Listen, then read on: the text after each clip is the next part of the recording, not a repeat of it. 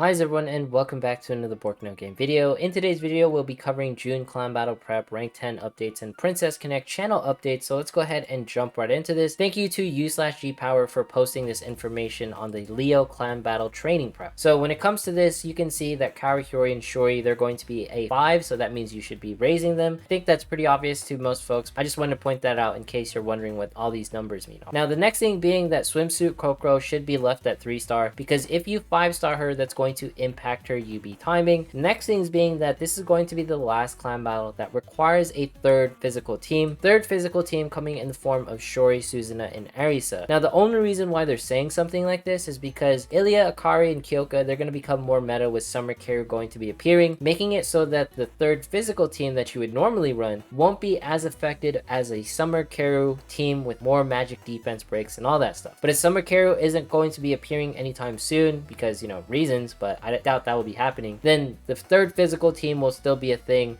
just in case if you're wondering what this all means. Now the next thing is going to be the fact that Saren shards are going to be farmable. So if you've already 5-star shared, feel free to get more of her shards because unique equipment will be coming. I made a video on that for future content. I'll leave it down in the description in case you're wondering. When it comes to this, there's also going to be future bosses that are going to be dealing more AoE. So that means that Suzuna will gain extra UBs. Any backline unit such as Shori or Arisa or Kyoka will be also gaining more UBs with like the rollouts of these AoE bosses, dealing more damage to the backlines. All right, so that's going to be pretty cool. Some more informational bits on other things, not as important in my opinion, like make sure to focus on Suzuna, but I feel like most people who are more clan battle heavy are going to be focusing on someone like Suzuna. Next things being is that the rank updates are going to be here from the CN community on all that stuff translated. Now when it comes to this, the important part is that Ilya should not be upgraded to rank 10. The person who created this post, QC I think, even said that they apologize. You should keep Ilya at rank 9-6 for the time being, and this is because there's something wrong with like the magic crit equipment. And you can see here that none of like the physical attack units such as Kaori or Hyori or Shori are going to be recommended for upgrades in rank 10-3 or rank 10-4. This is because it's mostly of a magical upgrade, so keep these units in lower upgrades. We'll see how this flows. Take this with a grain of salt, because before we actually see the stats that the gear provides, then we will actually know what is going to be coming, so we'll revisit this topic. Just note that rank 10 is going to be a very dangerous rank to upgrade to, and I wanted to keep us very aware of that. Now the thing that I didn't do that this says right here is does not wear left center equipment. All right, so if we actually jump into my characters right here and then look at my Makoto, that infographic earlier said you can wear the rank 5 gear, this left piece equipment, the middle one, if you require it during clan battle. Well, Makoto was dying, so I was like, all right, maybe I should equip it. Now it says don't do that, but it's up to you what you did and all that stuff. At the end of the day, when it comes to like rank 10, like keeping things at 3 stars and all that stuff, min-max efficiencies for clan battles. So if you want to follow like clan battle meta and you want to be particular about certain things so you can deal more damage, just please be aware that keeping units at lower ranks is all in the case of maximizing damage, maximizing UB timing, so that for example Makoto can actually cast her UB before someone like Kaori cast it, or for example before someone like Shori cast it. All right, this is all for those purposes in particular. And you can see here they even moved Ilya from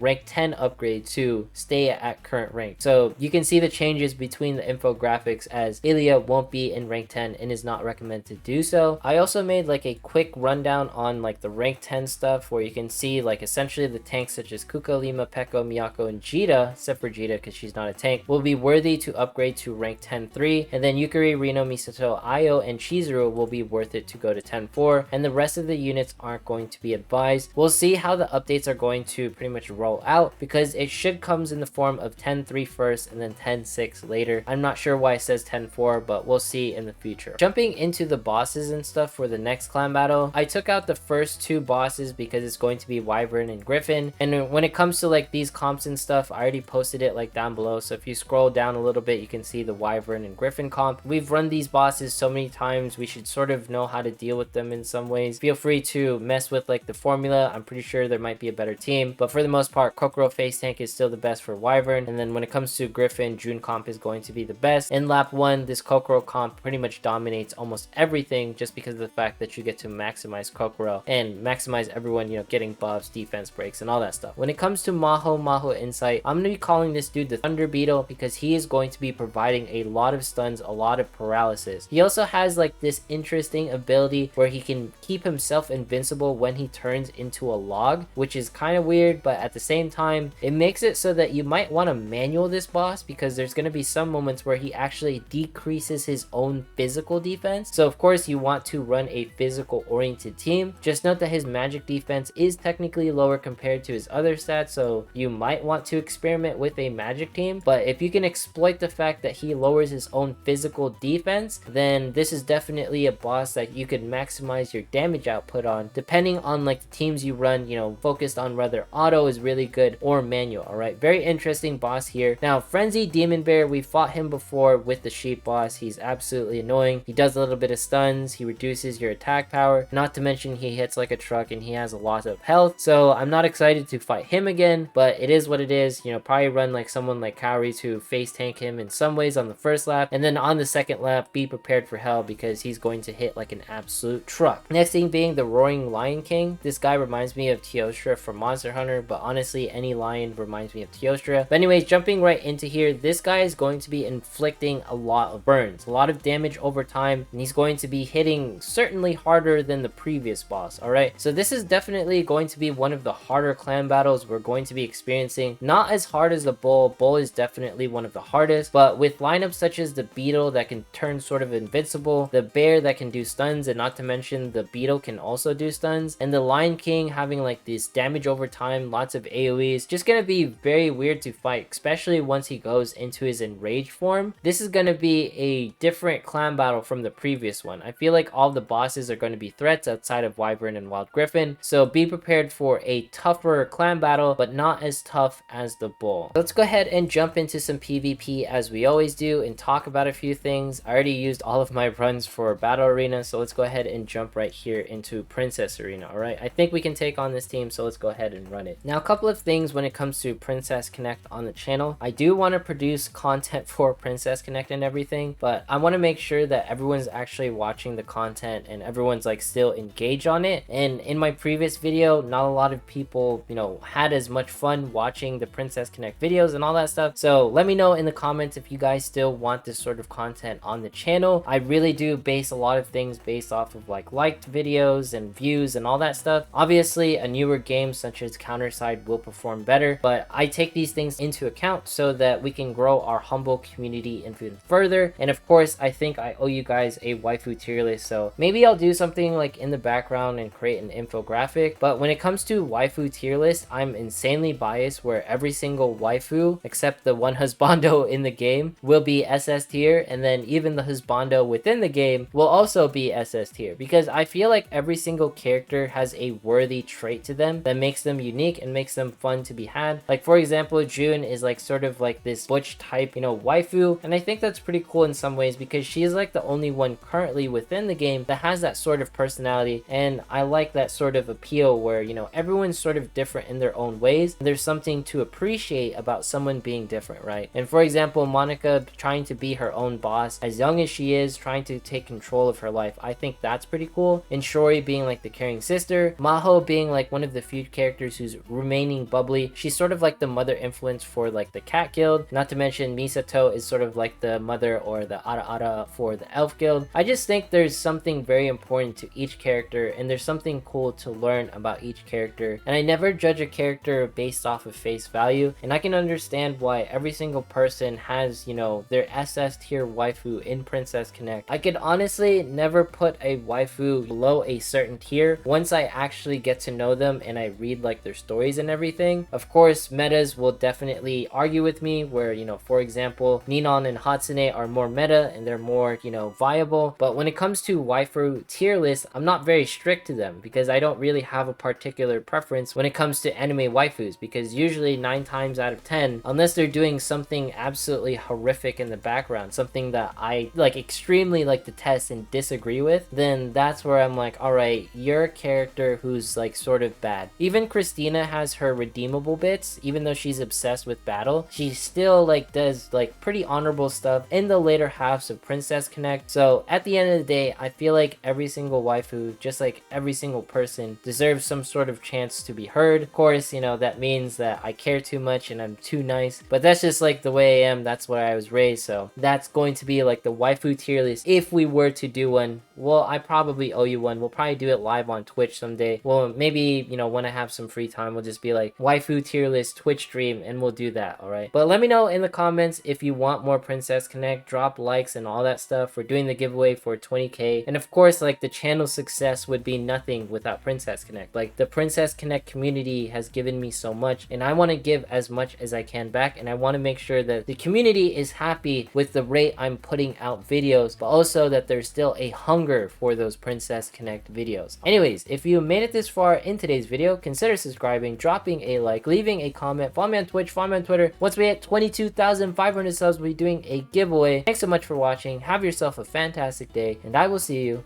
in the next one.